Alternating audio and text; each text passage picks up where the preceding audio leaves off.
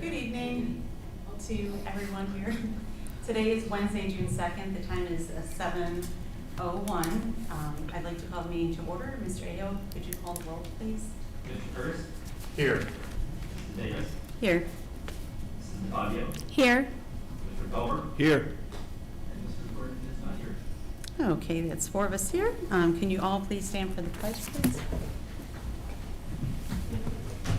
I pledge allegiance to the flag of the United States of America and to the republic for which it stands, one nation, under God, indivisible, with liberty and justice for all.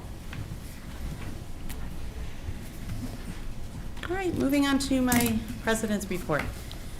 Good evening, my name is Tina Davis, and I'm honored to serve as your board president. And welcome to all staff members and those in attendance, and welcome to the families and community members and those watching online.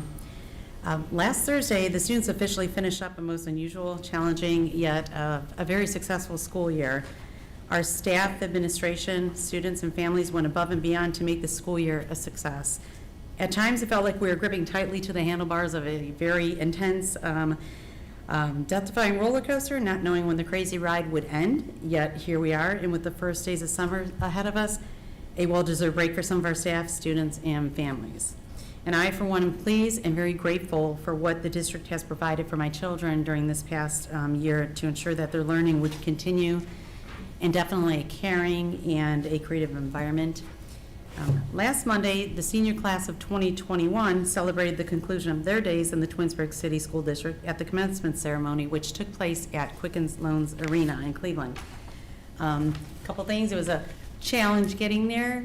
We had to get through a few accidents, reroute some buses, and get off, and for many of us, and take a different route to get there, but we all did get there, arrived, started a little bit late to make sure all the families were able to be there in time for their graduates, but it was a really great event, incredible venue, and I was very honored to pass out the well-deserved diplomas to our graduates. And I had a few people ask me after, like, they asked me, how could I smile for every picture for every graduate? Didn't I get tired of smiling? And I said no, honestly no, because I really enjoy that, and I look forward to it every year, and just really thrilled to be a part of the celebration. It was just extra special.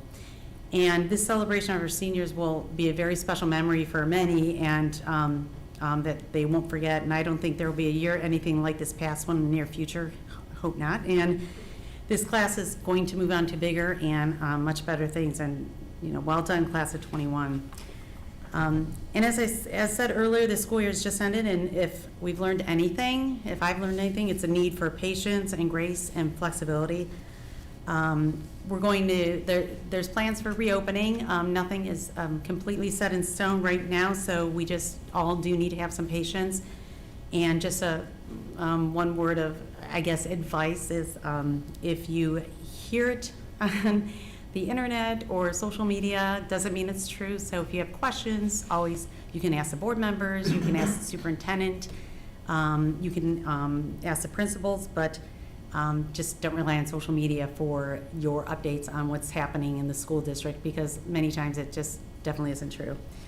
I'm going to keep this short and brief. That will conclude my president's report. And again, congratulations to class of 21 and to all the staff who had a very incredible, challenging year, and happy and very thankful for all of you. That's all for now.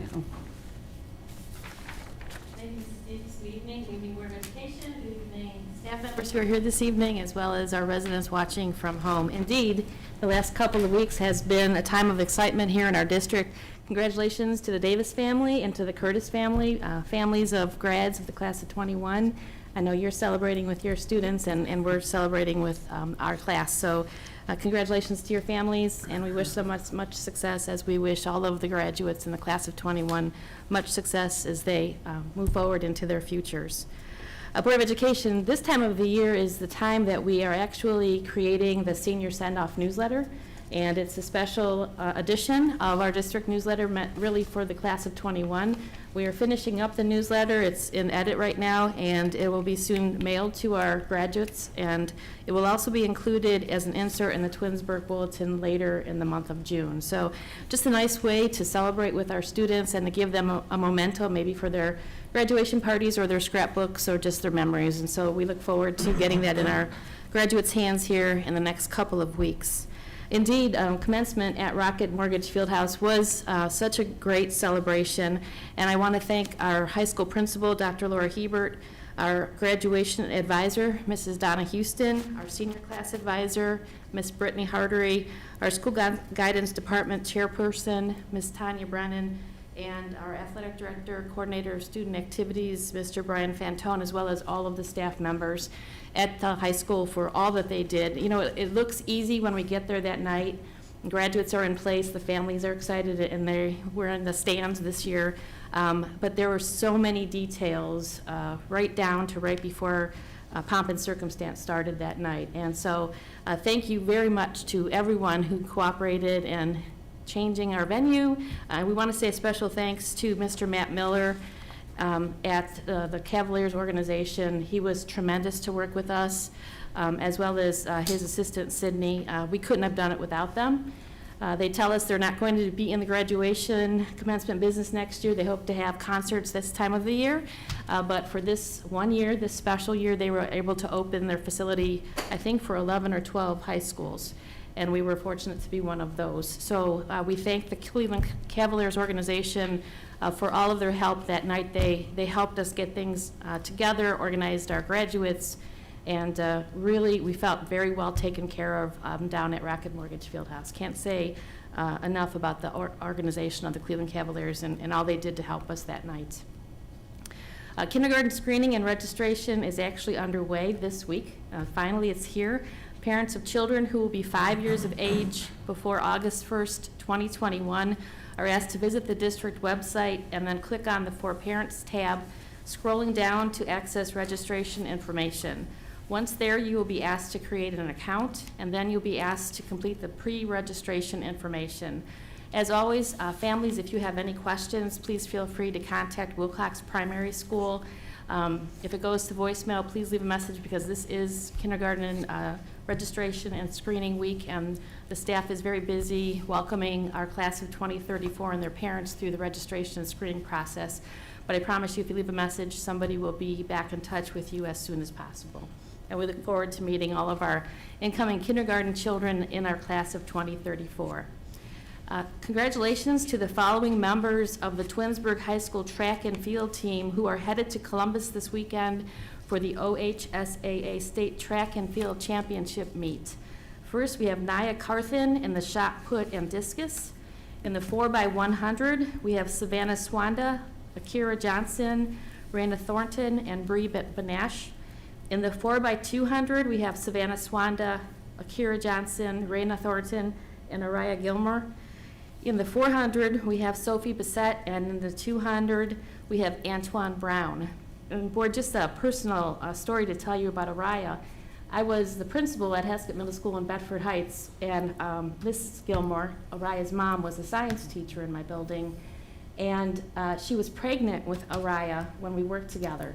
So it has been so fun to watch Araya grow up. I was there, I wasn't really there, but I was there at the beginning of all of this excitement for the Gilmore family, and I'm really super excited that she'll be in Columbus running in the 4x200. We wish all of these wonderful athletes the best of luck, and of course we congratulate their families because it is a family affair. Students don't get to these wonderful places if it wasn't for the support of our families, so thank you so very much for your support. Board of Education, as you know, last evening I released the communications survey to our entire school district, and as of this afternoon we have about 800 responses already. So a lot of feedback regarding the manner in which our district communicates with our families, really great conversation happening in the survey results. And so I look forward to sharing with the results with you in a couple of weeks. And that survey is very important because even though we think we're communicating the best, the suggestions and ideas are really going to help us be better at this craft. So please, families, if you have feedback about anything to do with communications, that is the best place to provide that for us. We will take all that data, sift through it in the next couple of months, and enhance our communications platform so that our messaging and the methods are much better and meet the needs of our community here. Board, as you know, we have a work session scheduled for Thursday, June 10th, and the primary reason for that work session is to discuss the district's reopening plan. So I really appreciate that opportunity to have a conversation with you, as we would like to present some ideas.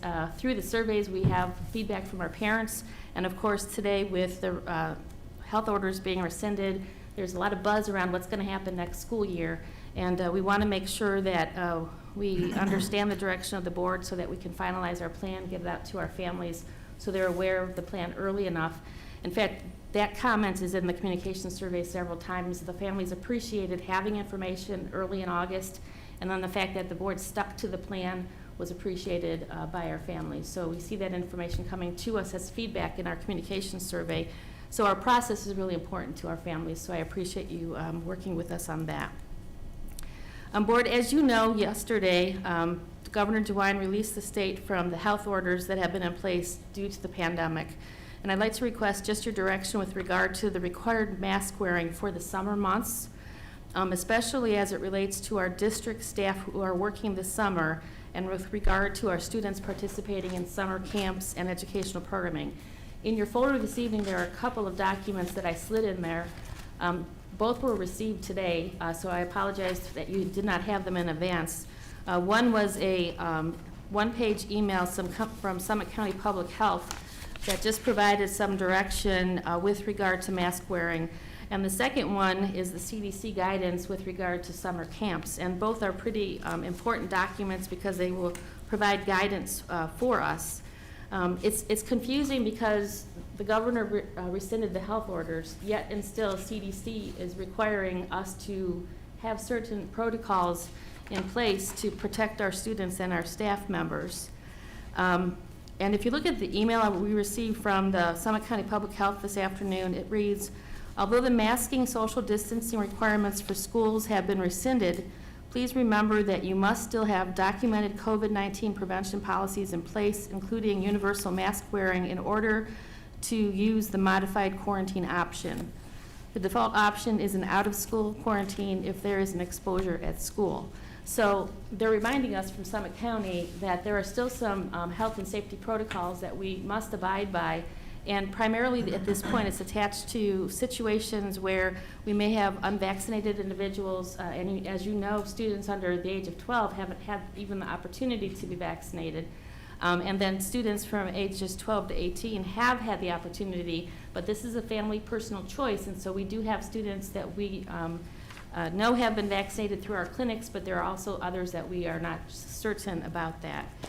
So, board, what I would like to suggest is, first of all, so that everyone understands, there is still a requirement for all who are on our school buses and vans to wear masks.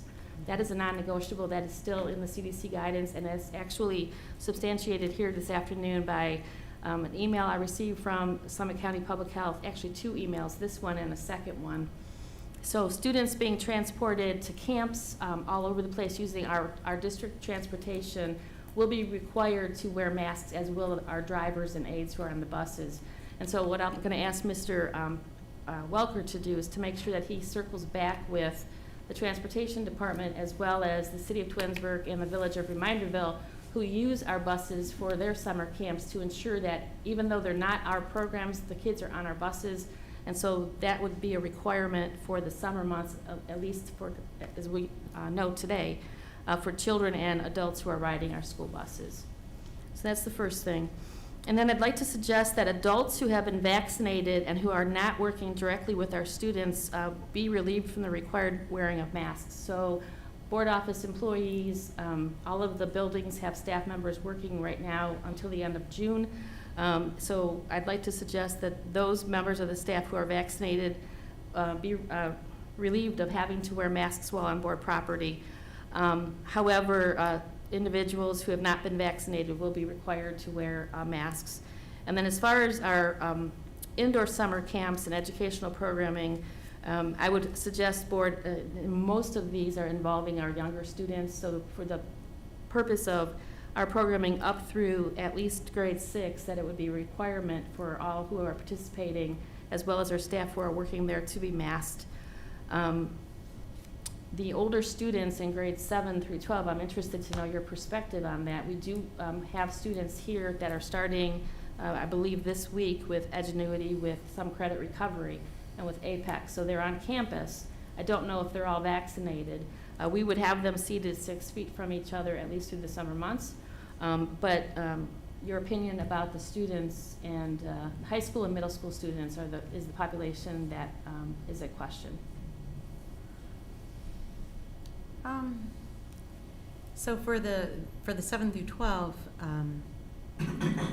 I think I would be comfortable if they have been vaccinated to not be required to wear a mask.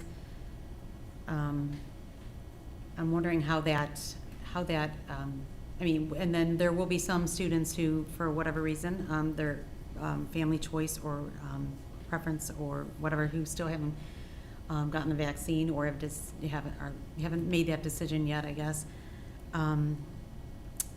You'll have them 6 feet apart. They'll be at least spaced that way. But as far as those who haven't been vaccinated, will that be? I mean, I guess I'm just concerned about like maybe getting singled out or like ridiculed by their peers or whatever. So they, for their own protection, should be wearing a mask if they haven't been vaccinated. But it's kind of a fine line.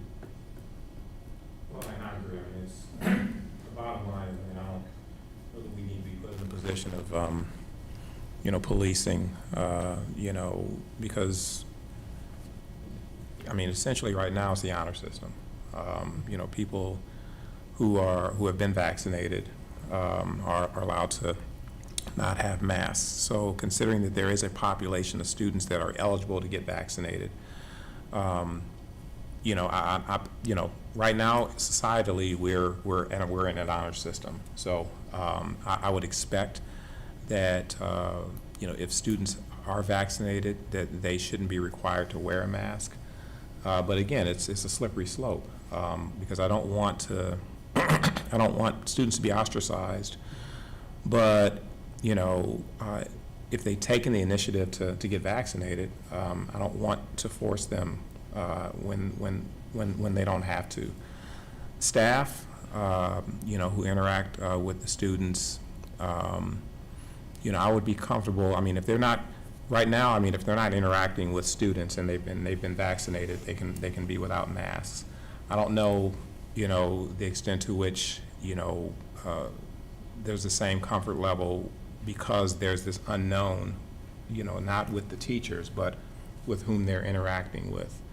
So I think for their safety, I would rather them have masks as they are interacting with students because it's an unknown. I mean, they don't, so that's where I am. It's just one of those things, and I want to respect people's decisions to wear and not wear masks, but the only way that we really know is to see a vaccination card, and I don't want to put our staff in a position of having to do that. So where does the order stand as far as what we're allowed to, Well, the order's rescinded, right? So we have to rely on CDC guidance. Right, so where does it say, I didn't get through all the summer Yeah. camp, although I did see that when it came out a couple days ago. So it says for camps where everyone is fully vaccinated at the start of camp, it is safe to return to full capacity without masking and without physical distancing in accordance with CDC's interim public health recommendation for fully vaccinated people. So that's what they're saying in regard to the individuals And it'd who be are the fully same- vaccinated. It'd be the same for summer school outside of transportation. Yes. Ah, Now, there's that's indoor and my there's outdoor interpretation. camps. I think if the students are outdoors, it's a different story. but I mean, these they're going to be indoors, right? For the purpose of our summer programming, Yes. yes, yes. We do have some athletic camps that are going to start very shortly here, and in those cases, this guidance would help steer the ship with regard to students who are vaccinated at the beginning of the camp. But they're outside, and so even when we had spring sports, when the students were actively engaged in track or baseball, they weren't wearing masks. So I think we Yeah. followed the suit of that. I mean, I think at the end of the day, you know, we've followed the guidelines all along. I too don't want to get into policing and asking for vaccine cards, and the honor system is just that. We know some people are gonna not honor the system. They're going to say they're vaccinated when they're not, so to avoid, but I just assume if the CDC says you're vaccinated and you don't need a mask, I think that's the expectation. I think it's difficult, unless there's an order from Summit County or CDC that says in this situation or that situation, I mean, good hygiene, still cleaning, doing all the things that we've been doing, but, Right, this is the statement from Summit County this afternoon. It says, Summit County Public Health continues to recommend the usage of masks and social distancing strategies for all unvaccinated individuals. right. So it's right So there. so I think we just need to have our signage, requesting that, but, stopping short of enforcement. Because we can't, until they come down and say vaccine proof, like they do with the other vaccines that have been around, so. Mrs. DeFabio, do you have a comment about that, one way or the other? Well, I guess I'm just confused, because Governor DeWine did lift the mask mandate today, correct? So, I know you have to follow CDC guidelines for reopening, things like that, but I just feel you're gonna have those people who are gonna wanna wear a mask for their protection and what they feel. I don't think that you should make people wear a mask if they don't wanna wear the masks, being that DeWine felt that it was safe enough to lift the mandate. But that's just how I feel and think. These kids are going to be playing with each other outside with not wearing a mask. And then they're going to come to summer school and they're going to be forced to wear a mask. I don't know. But you have to do what you have to do. I mean, you have to follow guidelines, so I understand The that. risk of not wearing masks for the indoor program is the greater concern about quarantining.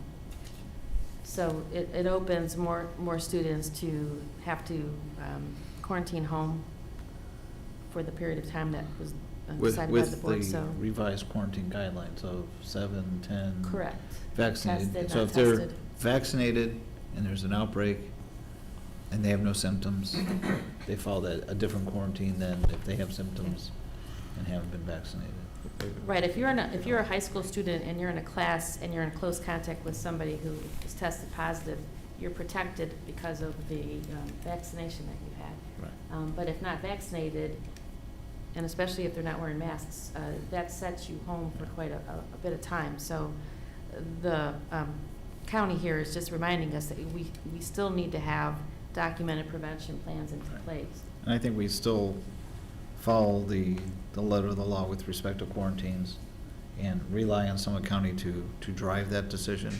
And they've given us advice for 365 plus days. I think that's when it comes to if you have a situation, like we always do, we call Summit County Health and they guide us through. And, let them do the contact tracing and tell us. But I think the masks, if they're vaccinated, honor system, no mask. Okay, so I just want to get this clear because I'll correspond with our staff first and then with the families thereafter. So for the purpose of our adult staff members who are working in offices, out doing custodial work, whatever, they're not working with students, as long as they have been vaccinated, they do not need to wear masks to work. If they have not been vaccinated, the board would desire that they would continue to be masked then? Not required, but encouraged, because that's Yeah. all. It's a big difference. Yeah, well, No, I mean- it is, but we're not in enforcement, and Right, no. And so my caveat was, if you're working with students, I think, just for their own personal safety, that they should wear masks. but she's wondering about like board office employees. Yeah. So you're saying in summer school? I'm saying summer school. In classroom, one-on-one in a close proximity, the teacher, vaccinated or not, should have a mask. Only because of the unknown, like, I mean, we really don't Right. know, and again, that's, you know, if the. I just don't know what we're If standing my on. yeah, but if you guys feel differently about that, then, I really don't feel one way or the other. I'm just more trying to rely on the guidelines and not be an enforcement agency. But I think that we need to have the supportive signage that we're seeing around town now. It says that, a lot of businesses are making the policy that if you're vaccinated, you no longer need to wear a mask in their facility. And that's really what we're talking about outside of the strict transportation orders. Right, there's no bones about the transportation piece, Right. that's a requirement. Right. so, I mean, I'm fine, I mean, that was my primary concern, but bottom line is, if we come back to the initial premise, is that if you're vaccinated, you don't have to wear a mask. I mean, the bottom line is we have no way of verifying. And again, I don't want to penalize any individual at all. So unfortunately, it puts us in a pretty precarious position. I saw this coming. Mhm. So, as to not, ostracize anybody, we'll just follow the guidelines with respect to, exposure. I mean, that's essentially, we do have those guidelines. But, to my colleague's point, verifying who's vaccinated and who isn't, I don't want to be put in the position of having to tell people to, show proof. So, Okay, so honor system. I understand the direction of the board from the point of adults working just with adults. With regard to adults working with students, be it in our summer camps or educational programming, outdoors, I don't think that they're necessary. Indoors, I would suggest that they still are necessary because you're working with the children, unless the board feels otherwise. I'll go with the consensus. I think, in my opinion, if they're working with the children, indoors, and we're not talking, we're talking a few weeks at a time, correct? So I would be probably more comfortable with them wearing a mask, working with children indoors, because we know that when you're vaccinated, you're pretty well protected. I mean, there's slight changing. It's mild symptoms like you would with the flu, or but from what I understand, you can be pretty well protected, but you can still, from what I understand, be a carrier and have a slight chance of passing that on to somebody. We just I don't don't know if we know quite. for sure, but. What's that? Yeah, I think they've said the transmissions risk is very low, but. Very low. There's still a risk. I mean, Very low, but I'll we kind of have. go with just to kind of push it one direction or the other, just, if you all Yeah. feel it's, you want the teachers in close proximity indoors until something else changes, I'm okay with them wearing masks, Yeah. Okay. That's kind of where I stand right now. Everybody all right with that? Okay, I appreciate that. And- Just wait till next week. Well, and this, it's gonna change Well, again, so. it's going to change often and again. I mean, I don't want to penalize folks, but I mean, if you're going to be in close proximity, I mean, this is what we were doing anyway. I mean, it's only been a week, and so to practice the same process, with the exception of the students, I don't know that it's going to be a real hardship for the staff, but, it's highly likely that this will change. But until we get, more guidance, I think that this is kind of the middle road, I think, if you will, for when kids are indoors receiving instruction. Right, and I guess we have much more to discuss next week, but I appreciate the board's direction, especially for the adult employees who are here on campus and working all summer long. They were wondering which direction to go, and I appreciate that. I will correspond with them tomorrow morning and let them know what the board's Understandable. decision was here, and I appreciate that. And with that, Mrs. Davis, that concludes my report. Thank you for your assistance with this topic. Thank you. All right, Mr. Ao, on to F. Do we have anything for remonstrance tonight? Okay, thank you. All right, Treasurer's Report, G. 1, resolve that the Twinsburg Board of Education approves the following meeting minutes, regular meeting of May 5th, 2021, and May 19th, 2021, as sent to the board under separate cover. 2, resolve that the Twinsburg Board of Education accepts the following financial reports: bank reconciliation, general fund financial summary report, and financial report by fund for the month of April 2021, as sent to the board under separate cover. 3, check register. Resolve that the Twinsburg Board of Education accepts a check register for the month of April 2021. The total, including payroll, is $5,547,875.51. 4, 5-year forecast. Resolve that the Twinsburg Board of Education approves the May update of the Twinsburg City School District fiscal year 2021 5-year forecast as sent to the board under separate cover. Do I have a motion to move? So moved. So moved by Mr. Fabio and second by Mr. Curtis. Any discussion on this? No, Marty, is there anything special? I mean, I know the 5-year forecast, this is that time of year, the second time of year, which is in May, that you submitted, but I don't know if there's anything that you want to speak to with respect to the forecast. Yeah, this is the May update, and basically you just are updating the current year on the forecast. The other thing that we did, that was done also too, was since we were fortunate to have our renewal levy passed, those numbers then shift back from the bottom back up to the top on the real estate line. So the real estate line then goes back to showing all the real estate receipts for the next 5 years, as opposed to having them pulled out for the levy. So that's really kind of been, that's all there is. There's really nothing significant that's happened this year to affect the following years. So it's you know, you don't really do anything to the years, the second, third, fourth, and fifth year out. Just updated basically this current school year. Thank you. I didn't see any, dramatic surprises in there. I did read a line that, in 8 years I maybe have read before, but it never really sunk in before that. Again, this is a 5-year forecast. Most businesses don't forecast out that far. No. The state isn't even required to forecast their budget out 2 years, and that was the line that jumped out at me for some reason this time. Because we all saw, we couldn't predict a pandemic, couldn't predict, what the state did to schools' budget. Now, yes, we did get some other money back and CARES and ESSER and so forth, but, the initial hit, I remember, was something to the tune of about $874,000 just due to COVID.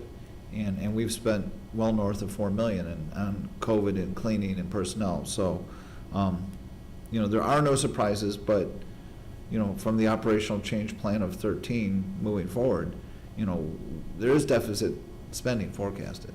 Correct. So, we don't want to tell anybody, hey, we're not looking at this, but, the pushing that line back, if we hadn't had the operational change plan, we would have been in fiscal emergency, 7 years ago? Yes.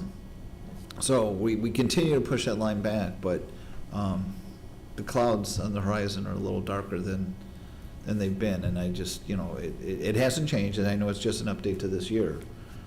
But we do need to start being cognizant of that with, still providing, one of the lowest costs of education compared to our colleagues, and still being able to do Chromebooks and still being able to add programs. There's a couple thunder ripples coming that we need to look at over the next, 2 to 3 years at the minimum. One of the things that's been helpful through this time is we have had a fund balance there that we were able to weather the storm of the pandemic. Right. A lot of the things that, we had to do quickly. We had the Could never have done. Right. We could never have responded in a sense, as we've said multiple times, run 2 districts. We really ran 2 completely different school systems, and not every district could do that. Some districts borrowed against money they didn't have. We were criticized for having a fund balance year after year. Well, guess what? The rainy day hit, and we didn't miss a beat. There were schools that didn't get back in session until a month or 2 ago. And we, so all that compared, I mean, it just, it's a forecast, and we know that, but, it needs some continual scrutiny as we go forward. Yeah, you have to keep steering the ship, you know, each time Yeah. something comes up, you have to steer and make it, you know, adjust your course. You know, if you just aim to due north, you know, you'd run into something sooner or later. So we just have to keep, you know, keep our eyes open and keep steering. Right. Can't forecast the wind, but you can adjust your sails, right? Yeah. It's cliche night at the board. All this nautical term. I'll shut up now. All right, thank you. Mr. Aho, could you call the roll, please? Mrs. DeFabio, Yes. Mr. Curtis, Yes. Mr. Felber, Yes. Mrs. Davis. Yes. Those items pass 4-0. Moving on to action item H, personnel. 1, resolve that the Twinsburg Board of Education accepts the certificated licensed personnel and/or contract recommendations detailed in the attached exhibit as per the dates, terms, and other applicable conditions specified, pending satisfactory ORC background checks. And 2, resolve that the Twinsburg Board of Education accepts the classified personnel and/or contract recommendations detailed in the attached exhibit as per the dates, terms, and other applicable conditions specified, pending satisfactory ORC background checks. Do I have a motion to move, please? So moved. So moved by Mr. Felber. Do I have a second? Second. Second by Mr. Curtis. Any discussion on these two items? No? All right, hearing none. Mr. Aho, would you call the roll, please? Mr. Felber, Yes. Mr. Curtis, Yes. Mrs. DeFabio, Yes. Mrs. Davis. Yes. Those items pass 4-0 as well. Action item I, new business. 1, for donations. Resolve that the Twinsburg Board of Education accepts a donation from the Twinsburg senior class of 2021, 9187 Davis Lane, Twinsburg, Ohio, 44087, in the amount of $1,700 to the Twinsburg High School class of 2021 to contribute to the cost of lunch food trucks for seniors' last day per the attached exhibit. 2, resolve that the Twinsburg Board of Education accepts a donation from the Twinsburg Band Boosters, P.O. Box 35, Twinsburg, Ohio, 44087, in the amount of $400 to Twinsburg High School class of 2021 to contribute to the cost of lunch food trucks for seniors' last day per the attached exhibit. And 3, donation from Twinsburg Orchestra Boosters. Resolve that the Twinsburg Board of Education accepts a donation from the Twinsburg Orchestra's Booster, 2889 Haggett Drive, Twinsburg, Ohio, 44087, in the amount of $300 to Twinsburg High School class of 2021 to contribute to the cost of lunch food trucks for seniors' last day per the attached exhibit. 4, donation from Twinsburg Vocal Music Boosters. Resolve that the Twinsburg Board of Education accepts a donation from the Twinsburg Vocal Music Boosters, 10084 Ravenna Road, Twinsburg, Ohio, 44087, in the amount of $400 for Twinsburg High School class of 2021 to contribute to the cost of lunch food trucks for the seniors' last day per the attached exhibit. 5, resolve that the Twinsburg Board of Education accepts the donation of microscope to the Twinsburg High School Science Department from Exa Coleman, 1608 McCausland Drive, Hudson, Ohio, 44236. The microscope is valued at $80 per the attached exhibit. 6, resolve that the Twinsburg Board of Education approves the administrative personnel salary effective 8/1/2021 through 7/31/2022, the central office salary schedule effective 7/1/2021 through 6/30/2022, and the psychologist and athletic trainer salary schedule effective 8/1/2021 through 7/31/2022 per the attached exhibit. 7, resolve that the Twinsburg Board of Education approves an agreement with Twins Days Incorporated, 9825 Ravenna Road, Twinsburg, Ohio, 44087, to let and lease Board of Education property at R.B. Chamberlain Middle School, George C. Dodge Intermediate School, and Twinsburg High School for the annual Twins Days Festival, scheduled for August 6th through 8th, 2021, as sent to the board under separate cover. 8, resolve that the Twinsburg Board of Education approves a service agreement for one Bissell student to attend Education Alternatives Ravenna location effective May 10th, 2021 for the remainder of the 2021 school year as sent to the board under separate cover. Total cost not to exceed $2,527. This is a general fund account expenditure. 9, resolve that the Twinsburg Board of Education approves a student service agreement for one student to attend Re-Ed Aspire for the 2021-2022 school year. The cost is $194 per day, not to exceed 182 days, as sent to the board under separate cover.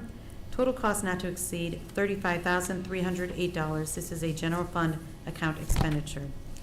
10, resolved that the Twinsburg Board of Education approve the student service agreement for one student to attend re-ed access for the 2021-2022 school year at the daily rate of $285, not to exceed 182 days, as sent to the board under separate cover.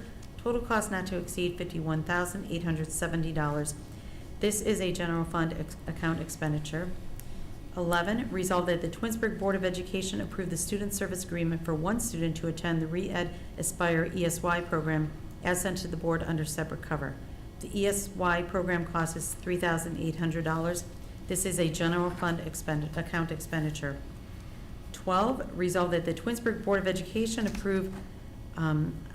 authorizes the purchase of Go Math for grades K through 6 consumable textbooks and a one-year online access by Houghton Mifflin Harcourt at the cost of $45,747, based on current enrollment at Wilcox Primary, Samuel Bissell Elementary, and George C. Dodge Intermediate Schools, as sent to the board under separate cover. This is a general fund expenditure. And let's see, 12. 13, resolved that the Twinsburg Board of Education approves the memorandum of understanding with the Twinsburg Education Association regarding the Twinsburg City School District reopening plan for the 2021-2022 school year based on the orders from the Governor DeWine and the ODH, and the need for the district to hire specialist area long-term substitutes and quarantine support long-term substitutes, as sent to the board under separate cover. This will be an ESSER fund expenditure. 14, resolved that the Twinsburg Board of Education approves the revised job description for curriculum supervisor per the attached exhibit. Do I have a motion to move on those items, please? So moved. So moved by Mr. Fabio. Do I have a second? Second. Second by Mr. Felber. Any discussion on any of these items? First of all, and I'm sure you all feel the same, I really want to thank these organizations, the senior class of 2021, band boosters, orchestra boosters, vocal music boosters, and Aixa Callahan for his donation for the microscope, but all those other donations for the seniors and the food trucks, and just to make their celebration extra special. We appreciate it. I know the seniors appreciate it, so thank you for that. Any discussion from anybody else? No, just that, Twins Days is coming back, so it's nice to have some collaboration with them. They approached us to, rent some of our facilities, so we're happy to accommodate them, but more importantly, kind of welcome, the Twins back to Twinsburg. Pretty big deal for this town, and for us not to have it for over a year, it's just not the same. So just looking forward to seeing everybody and all the activities involved with that. All right, thank you. All right, Mr. Aho, would you call the roll, please? Mrs. DeFabio, Yes. Mr. Felber, Yes. Mr. Curtis, Yes. Mrs. Davis. Yes. Those items pass 4-0. And on to 15. Resolved that the Twinsburg Board of Education adopt and purchase environmental science textbooks by Pearson at the cost of $13,133.66 for a class set plus 6-year online access based on current enrollment for the environmental science course offered at Twinsburg High School.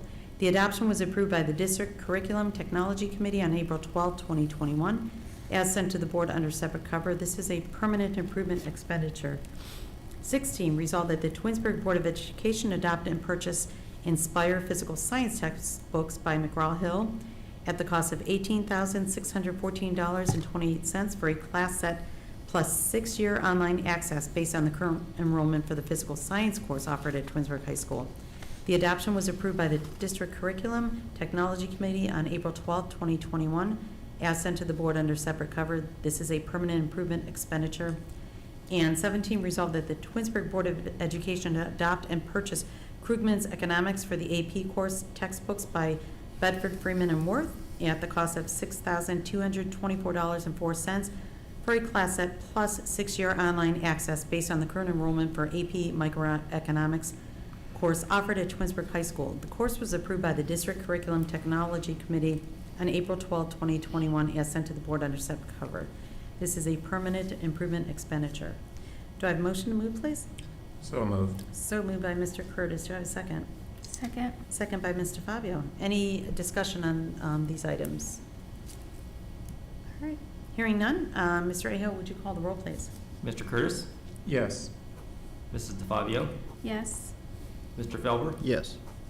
Mrs. Davis, Yes. Those items pass 4-0. And on to 18. Resolved that the Twinsburg Board of Education approves a 3-year contract with Waste Management of Ohio, 6705 Richmond Road, Solon, Ohio, 44139, for waste and recycling services per the terms and conditions sent to the board under separate cover. This contract was procured through a competitive Ohio Schools Council bid. Do I have a motion to move, please? So moved. So moved by Mr. Curtis and second by Mr. Fabio. Do I have any, is there any discussion on this? No? All right, hearing none. Mr. Aho, would you call the roll, please? Mr. Curtis, Yes. Mrs. DeFabio, Yes. Mr. Felber, Yes. Mrs. Davis, Yes. Those items pass 4-0. And on to item K, executive session. Oh, Miscellaneous. miscellaneous, what did I say? Okay, It's at the bottom of the there it page. is. All right, on to J, miscellaneous. Does anybody have anything for miscellaneous tonight?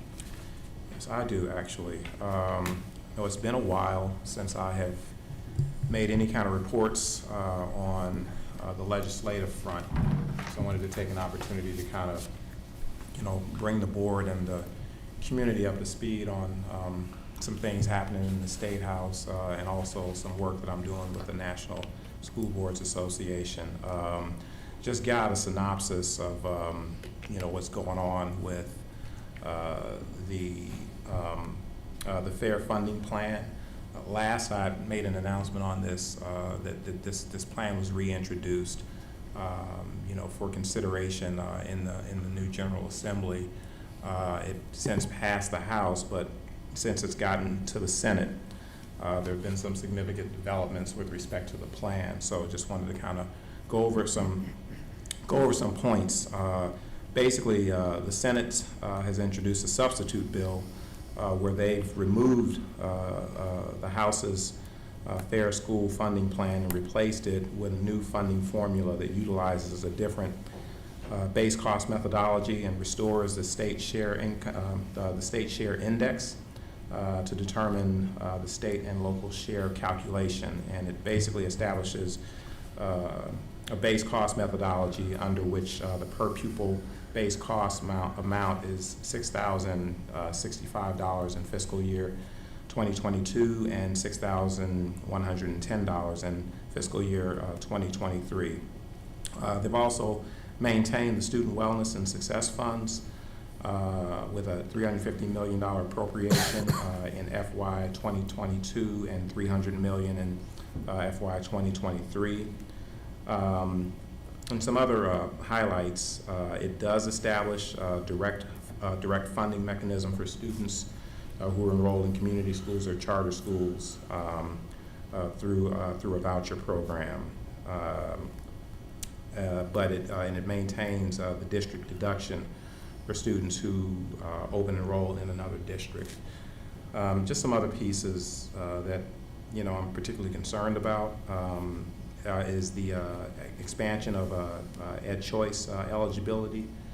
It restores the high school eligibility and sibling eligibility provisions that were previously repealed. And it also increases the voucher amount for Ed Choice to $5,500 for K through 8 and $7,500 for students in grades 9 through 12. Currently, those amounts are set at $4,650 and $6,000 respectively. So I find it interesting that the increase in Ed Choice is greater than what they set the base per pupil cost for traditional school districts. And the other major piece that I think is a major issue, and I'm hoping that this gets removed, is that it removed the geographic restrictions on where charter schools can be created. This has been in place for a long time, and so I think this is detrimental to a lot of school districts that never had to worry about, and all of a sudden now, you know, we got the possibility where charter schools can pop up and open up shop anywhere. So, you know, there's a lot more to what's going on with this.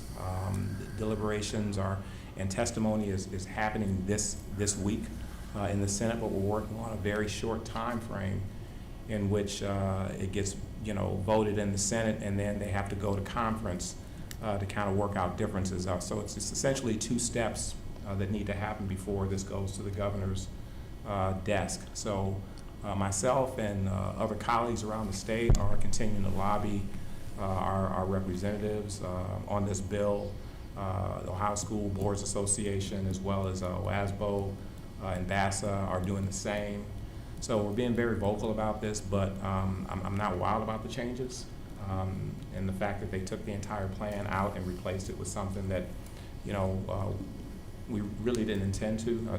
2 years of work that's been kind of thrown out the window concerns me, but that's where we are with that. So I wanted to make sure I provided an update. The other piece is the nationals.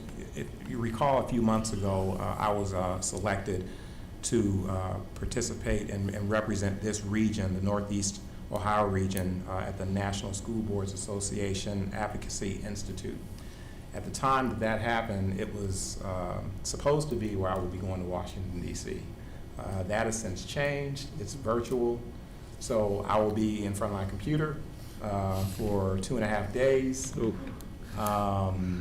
going to conferences. I'm also making arrangements to meet with Senator Portman and Representative Joyce to advocate on behalf of our district and districts in Northeast Ohio. So probably next board meeting I'll be able to provide you an update on how that went, but I wanted to make sure I gave you an update as to that's coming up. Mr. Curtis, I think that's wonderful. You know, you're stepping out and you're taking the initiative to represent all of us, not just Twinsburg, but the region. That's huge, and that's such important work, because if the legislators don't hear from us, they make decisions based on their own perceptions. It's really important that we continue to do that. So thank you for representing our school district and doing that important work. We appreciate it. You know, it's an advantage to have that seat at the table, as we've had many of the colleagues in this room on a variety of committees and boards, and it gets us a voice and better information. Absolutely. Thank you. All right, does anybody else have anything for miscellaneous this evening? All right. Congratulations, class of 2021. Yeah. Yes, definitely. All right, K, executive session. That the board enters into executive session at 7:53 to discuss employment and compensation of public employees as per Board of Education Policy number 0166A, and to review negotiations with public employees concerning their compensation or other terms and conditions of employment as per Board of Education Policy 0166E. Do I have a motion to move? So moved. So moved by Mr. Felber. Do I have a second? Second? Okay, second by Mr. Fabio. Mr. Ao, would you call the roll, please? Mr. Felber, Yes. Mrs. DeFabio, Yes. Mr. Curtis, Yes. Mrs. Davis. Yes. That passes 4-0. We will be reconvening after the meeting. I don't expect any action on any of the items, so we are now in executive session at 7:53. Thank you for